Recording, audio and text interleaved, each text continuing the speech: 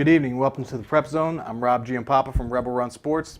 I'm here with Fairfax head wrestling coach Tanner Sewell, and we're here to recap the wrestling season and talk about some of the area's best teams and area's best wrestlers. So, Coach, let's get right into it. All right. Talk about some of the best teams in the area and the state finish. The Northern region really represented itself very well at the state tournament this year in the 6A classification. We had nine total state champions from the Northern region. Wow. So that's a very dominant performance across the board, and specifically here from Northern Virginia, from our little section of Northern Virginia especially, went up and really made a statement. So yeah, I mean of course you got Colonial Forge in there, kind of ran away with the whole thing. Right. By a solid 50 or so, more than 50 points. But nonetheless, we went in there and really battled tough as a region, no doubt about it. Absolutely, and from what we hear, the Liberty Conference did really well.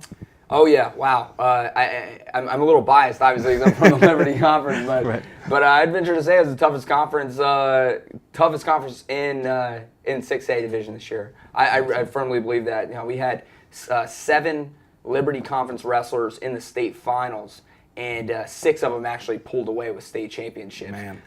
And so we were very proud of those guys, and very the great coaching across the board there. So classy programs, classy kids, they really represented well. That makes you rev up the competition when you come into that conference, right? That's right. Absolutely. Right. Absolutely. Well, let's talk about some of the best wrestlers in the area. Sure. Sam Book, came out of Sam Book wrestled Dante Wiles. They had a met up in the Northern Region finals there, and Dante pulled out with a major decision there in the finals. And Sam Book, I tell you what, Coach Hazard got him right. Over the week. I thought that was just textbook coaching on Coach Hazard's part. Got Sam right. They obviously did some serious preparation. And Sam came in and beat him in the finals in overtime. And that was a huge upset. I really don't think anyone saw that coming. Yeah.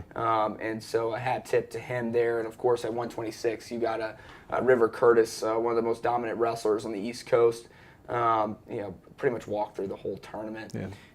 And you got the Gramis brothers there from McLean who, came in, made a statement. Both of them had opponents, really tough opponents from Colonial Forge, and pulled out titles there for Coach Jackson at McLean.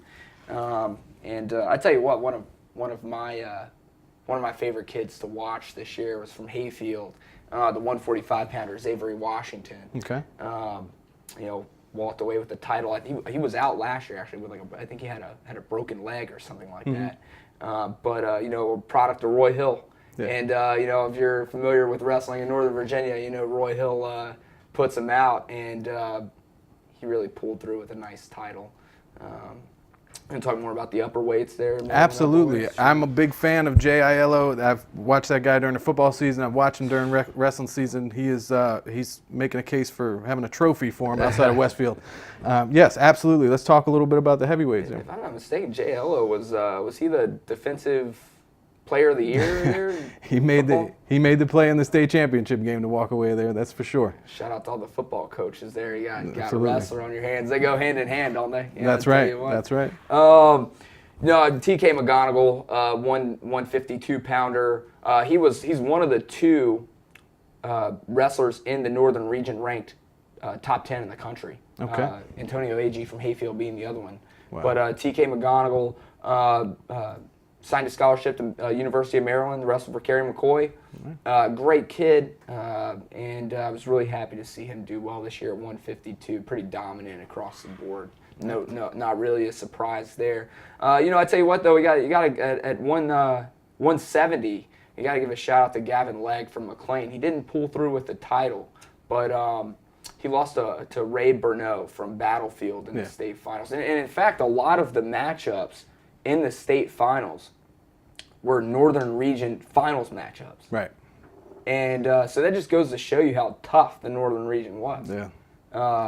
And so Ray Burnett, I believe, pulled through with an overtime win there. But Gavin Legg, he's only a junior, and he's a 2-time finalist. So I'm sure he's going to be gunning for a title next year for sure.